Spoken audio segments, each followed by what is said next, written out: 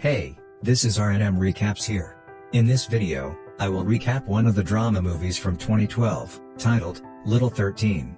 So without further ado, let's get started. Sarah, a 13-year-old young girl, is born into a life of sex, and she is definitely used to sex. She says she loves the pleasure it gives, the way it makes her feel, and the way she reacts to the touch too. It's marvelous, but the issue is she doesn't have just one sexual partner. She claims she usually assumes every man on her is the same person, although all the pleasure sex brings dies immediately after the man releases his sperm. She lives with her mother, Doreen, who is just not it. Doreen lives in with her boyfriend Mike, and in the first scene of the movie, Sarah sits beside Mike, who wants to change the channel of the movie she is watching, but she stops him. Doreen comes in wearing her clothes. She complains that Doreen will enlarge her clothes because Doreen is fat, but Doreen refuses to remove them. She comes towards them, and she sits on Mike's legs, and with split seconds, Mike removes the dress from her body, and they are suddenly all over each other. Sarah leaves them in the sitting room and then goes to have a video call with her 16-year-old best friend, Charlie. While she and Charlie have the most absurd conversation, Charlie's little brother sneaks into the room, and when Charlie notices the boy, she sends him away. Sarah tells Charlie that she met a boy online,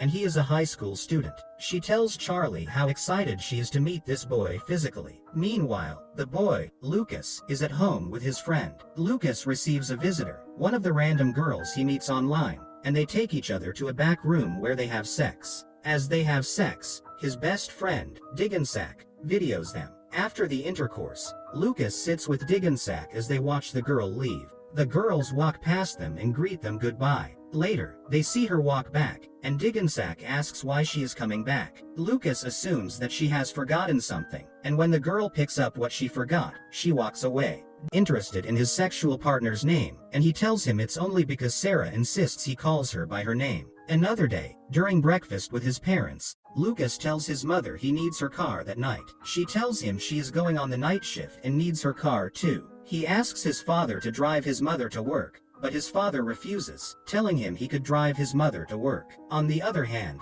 his mother refuses to let him drive her to work. They settle the confusion, and Lucas gets a car to take for his trio to Sarah's home. At home, Charlie and Sarah are in the bathroom, and Charlie is helping Sarah to clean up herself for the main date. She helps Sarah shave and asks her if she doesn't shave regularly. Charlie hears the persistent noises of Mike and Doreen and asks Sarah if she isn't disturbed about it, but Sarah says she has left them to their thing. A few minutes later, they hear a doorbell. Sarah shouts that the visitor is for her and asks Doreen to help her with her visitor while she keeps cleaning up. Before opening the door, Doreen arranges her hair to look beautiful. She opens the door for Lucas, and she invites him in. She shouts to Sarah in the bathroom that she should clean up early and screams that Sarah shouldn't finish her shaving cream. She asks Lucas to sit down, and she asks if he would like a beer. He replies affirmatively, and she brings a beer for him while Mike also says he wants a beer. She returns and sits in the middle of Mike and Lucas. She helps Lucas open his drink and engages him in a conversation. She touches him and says she has seen his profile from Sarah, and he looks more handsome than the profile. Maine notices she is flirting. He excuses himself to go to the bathroom, knocks at the door, and Charlie opens the door. He doesn't know Charlie is around,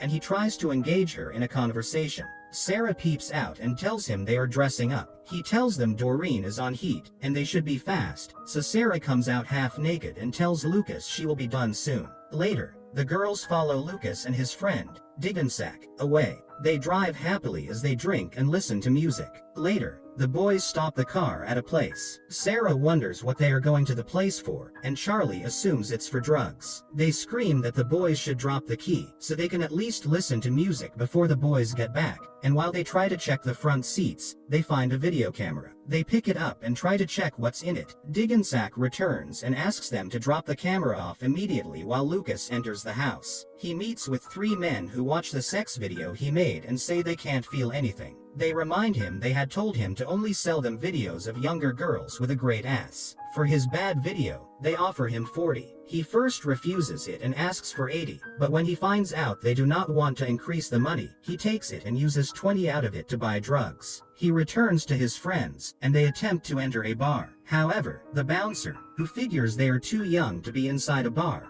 refuses to let them enter. He sends them away, and the girls cause trouble with some of the other guests around before eventually finding their way out. They go to a free age bar where they drink, talk, play, and kiss. They return home, and they meet again at a camp. The four of them speak and play together until Charlie drags Diggensack away. They find another spot where they start kissing and touching each other. With Lucas, Sarah wants to touch and lay with him as she has always done with every other guy she meets, but he refuses. He tells her they don't need to have sex on their first date, but she reminds him that's the second time they are meeting. She asks him if he doesn't want to lay with her, but he tells her it's not about her. She is beautiful and attractive. He wants them to take it slow.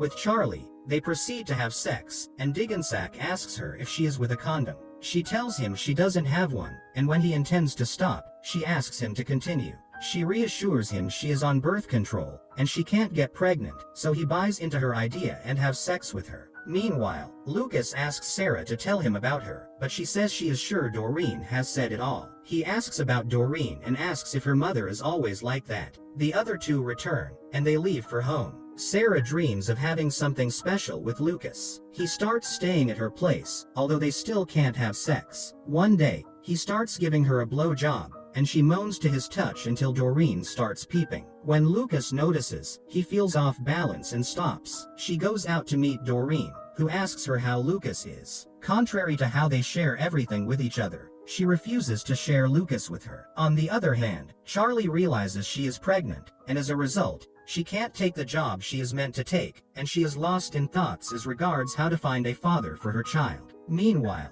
Diggensack asks Lucas why he hasn't done a sex video with Sarah since she is within the age bracket they want, but Lucas tells him he will never do such to Sarah. Diggensack teases him that he is in love. Charlie tells Sarah about the baby, and they both go to a supermarket to steal baby items. They enter a lingerie store where they take some new things and beg one of the staff to throw them in the trash bin for them. At Charlie's home, her abusive father attempts to enter and meet her mother, Yvonne, but her mother insists on not opening the door. Sarah tells Charlie that if she wants to get child maintenance from the government, she has to show the child's father, so she advised her to find the guys in her options and chose one of them. That night, they both search the lingerie company's trash bin, and they take the lingerie. Charlie tells Sarah that she will attempt to meet 3 of the men in her life. At home, after Doreen finishes intercourse with Mike, they get into an argument. She tells him he doesn't satisfy her, and he has just 3 styles: groupie, on top, and doggy. He calls her a slut and a whore and says she drools on every guy she meets. He tells her she is old, and he doesn't want her.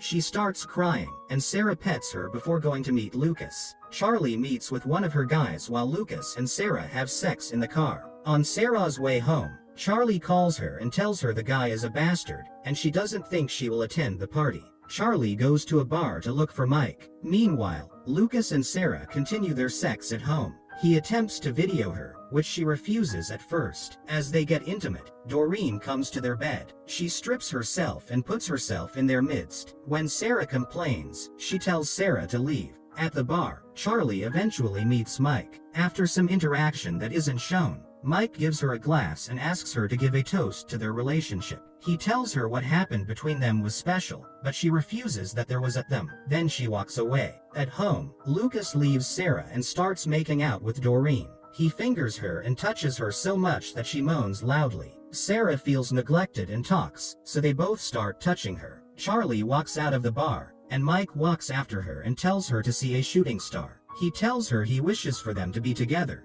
but she tells him that's his mistake as what people wish for rarely comes to pass. The next day, Sarah walks around angrily while Lucas looks at the threesome sex video he recorded. He contemplates deleting the scenes, and he eventually does. On the other hand, Sarah sits alone at a place where she comments that everything around sucks. And the movie ends here. Hey! I hope you enjoyed the recap. Check out our channel for more videos like these. Don't forget to like the video, subscribe to our channel, and comment on how you found the video. See you soon.